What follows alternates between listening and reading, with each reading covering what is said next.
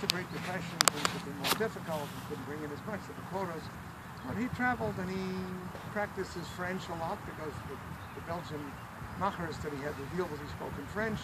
Dutch was a language that I grew up with and Blanche grew up with at home.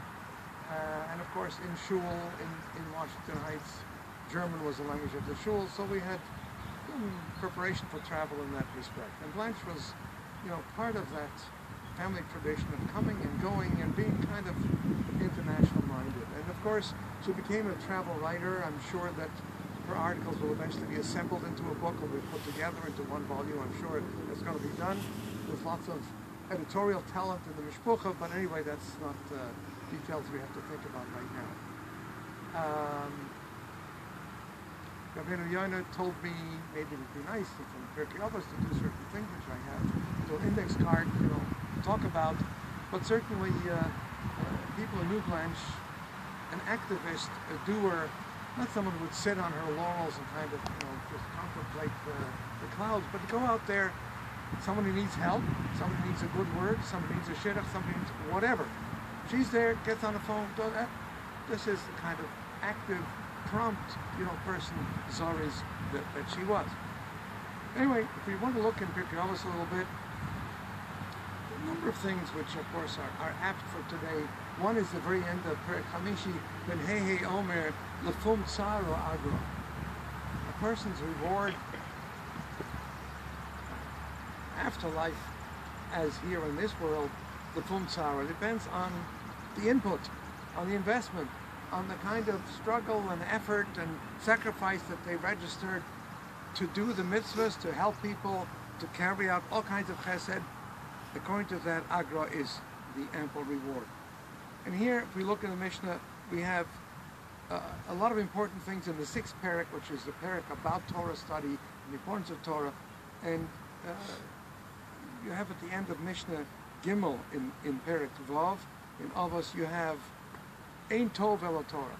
Goodness, real goodness, is the way of life of Torah.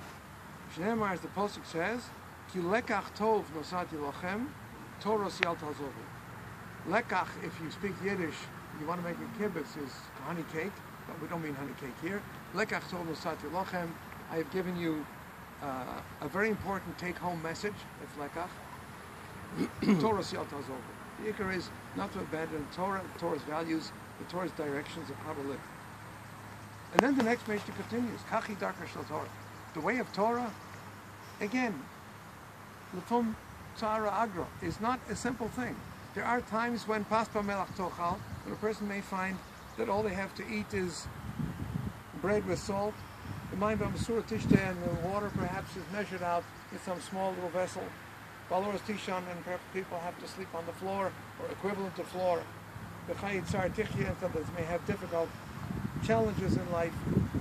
Nevertheless, in all of what the Torah calls us to do, they continue to toil, they need to do for others, they need to carry out mitzvahs, they do all the things they should be doing.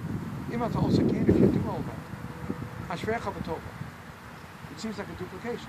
Ashrecha, fortunate, b'tova, and it's good for you. Well, fortunate, good for you, seems to be the same thing.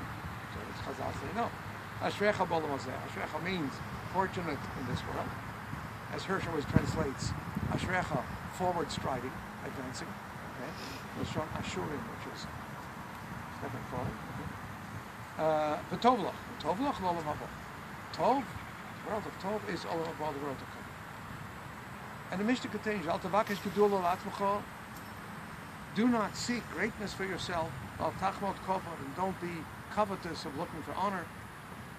Yoser min limudach aseh. Again, depending how you what the punctuation is, the Mishnah is read different ways, but the punctuation here in the Kahati version, Yosem Elimudcha, always do more than what you've studied.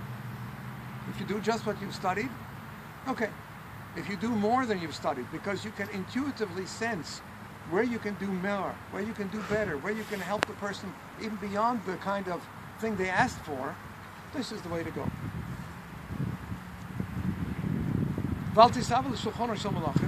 And don't go and say, I wish I was sitting at the table of kings. Because your table, as a person who follows the Torah, lives by the Torah, your table is greater than their table. as we see in the next Mishnah, Gedola Torah Yosem and Akuna Min Malchus. Torah is more important, more valuable, more precious than kahuna, the priesthood, or Malchus, or kingship. The Kisra Chodel Mikisra. And the crown that you will wear, spiritual crown in heaven, is greater than the crown worn by kings. Don't say Lacha, it says Lach, which here is very appropriate.